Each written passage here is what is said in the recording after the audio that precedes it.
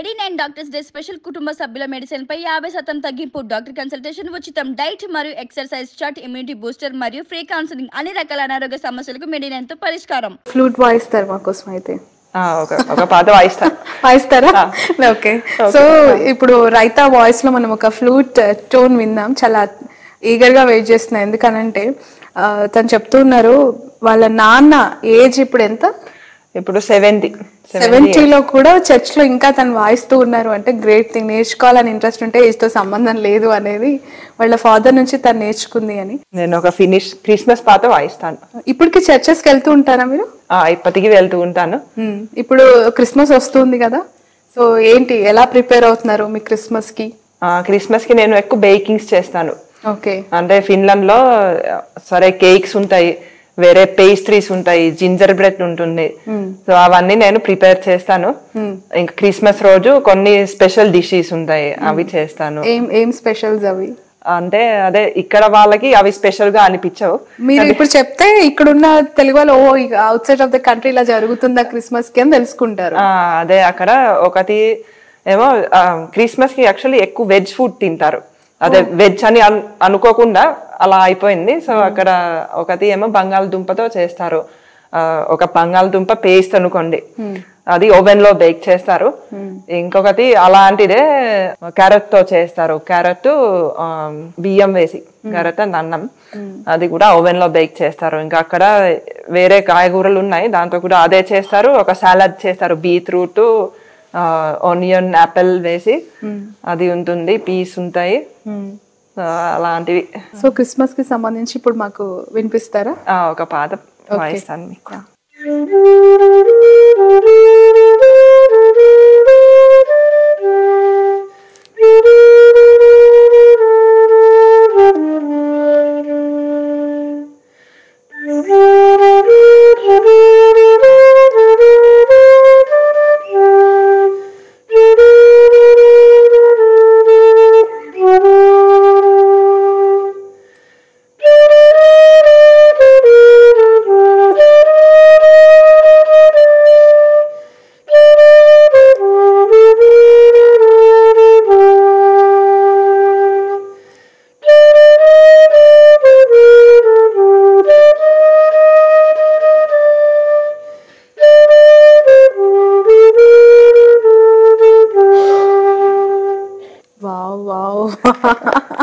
ఇంకా అలా వినాలనిపిస్తుంది. చాలా చాలా ప్లెజెంట్ గా ఉంది, చాలా అద్భుతంగా ఉంది. అలాగే మీ వాయిస్ తో ఒక పాట కూడా వినాలని ఉంది, పాడతారా? మా ఫినిష్ భాషలోనా? తెలుగులో అందులో ఒకటి ఇందులో ఒకటి అయితే. సరే, ఒక చిన్న పాట పాడతాను. అదే సంస్కృతం అనుకుంటా ఇది. ఓ, సంస్కృతం కూడా నేర్చుకున్నారు? మా ఆయన వాళ్ళ బామ్మగారు నేర్పించారు. సో సంస్కృత్ తో పాటు తెలుగు కూడా చదవడం రాయడం నేర్చుకున్నారు? రెండు కూడా నేర్చుకున్నాను. ఓకే, వచ్చు నాకు కంప్లీట్ గా. రాయడం కూడా వచ్చు? రాయడం వచ్చు.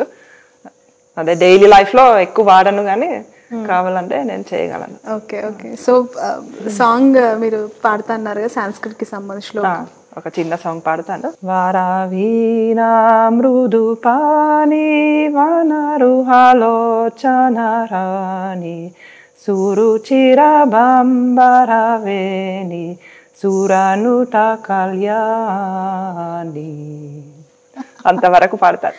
ఓకే. ఏమైనా సినిమా సాంగ్స్ వచ్చా? సినిమా సాంగ్స్ కూడా నాకు తెలుసు, మా పిల్లలు వింటూ ఉంటారు. కానీ మీరు ఇప్పుడు ఇలా సడన్ గా అడిగితే నాకు ఏం గుర్తుకి రావు. ఇంకా మా బాబు నన్ను ఎక్కిరిచ్చాడు. ఏమని? అదే నువ్వు ఇంటర్వ్యూస్ చేస్తే ఆ ఇంటర్వ్యూలో నువ్వు ఈ పాట పాడాలి. ఆ పాట ఒక పిచ్చి పాట, అసలు దాని పేరు కూడా చెప్పాలని లేదు. సో ఇప్పుడు మా బాబు అలా చెప్పడం వల్ల అదే పాట బుర్రలో తిరుగుతుంది. ఏం పాట అది? ఒకసారి ట్రై చేయండి. అసలు నేను ఆ పాట పాడను. సో పిల్లలు బాగా ఎంజాయ్ చేస్తుంటారు అయితే మీతో ఈ లాంగ్వేజ్ కి సంబంధించి. అడుగుతూ ఉంటారా ఫిన్లాండ్ కి సంబంధించి అక్కడ ఎలా ఉండేది, మీ చిన్నప్పుడు ఎలా మీరు పెరిగారు అనే విషయం?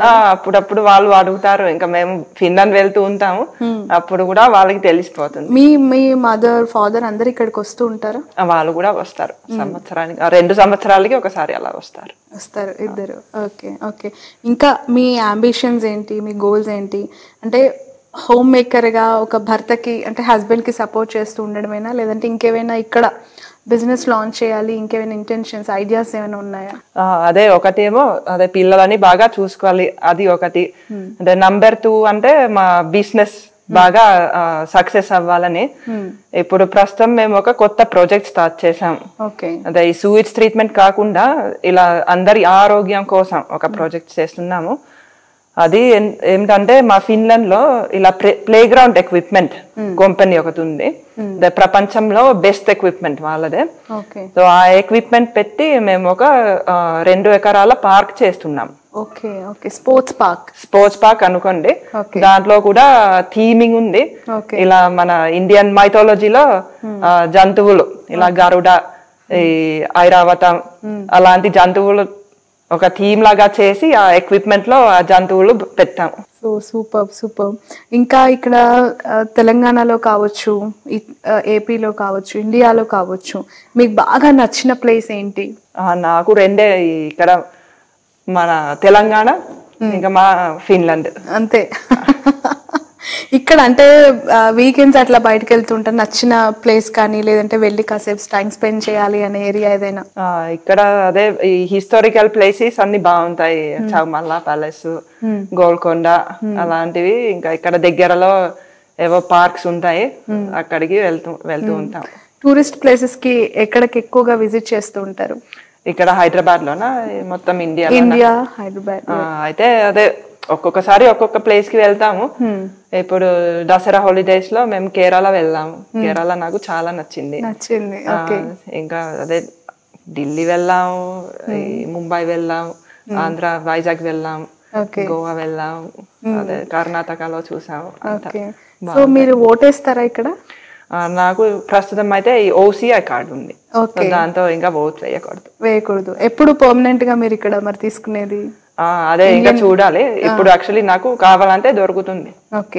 సో ప్రస్తుతానికి అయితే లేదు? ప్రస్తుతానికి ఇంకా లేదు.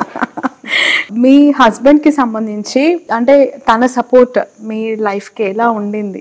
మా హస్బెండ్ ఎప్పుడు కూడా బాగా సపోర్ట్ చేస్తున్నారు. ఎలాగైతే నా స్టడీస్ నేను ఒకటి బిజినెస్ స్టడీస్ చేశాను, ఇంకొకటి సౌత్ ఏషియన్ స్టడీస్. ఆ తర్వాత ఇక్కడికి వస్తే నేను కొన్ని రోజులు ఇలా translation work, corporate language training చేసేదాన్ని.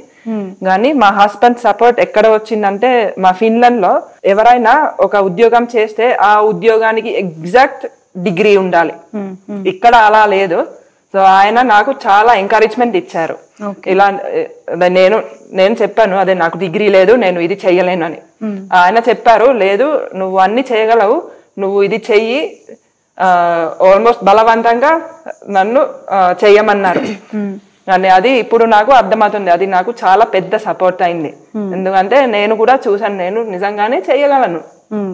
ఇంకా ఇప్పుడు మా బిజినెస్ లలో అది కూడా అదే బిజినెస్ చదివాను, కానీ అదే ఎగ్జాక్ట్ బిజినెస్, ఎగ్జాక్ట్ సైన్స్ ఆ డిగ్రీ లేదు. కానీ ఆయన ఎంకరేజ్మెంట్ వల్ల, ఆయన ధైర్యం చెప్పడం వల్ల నేను ఇప్పుడు దాంట్లో కూడా చాలా కంఫర్టబుల్ గా ఉంటాను.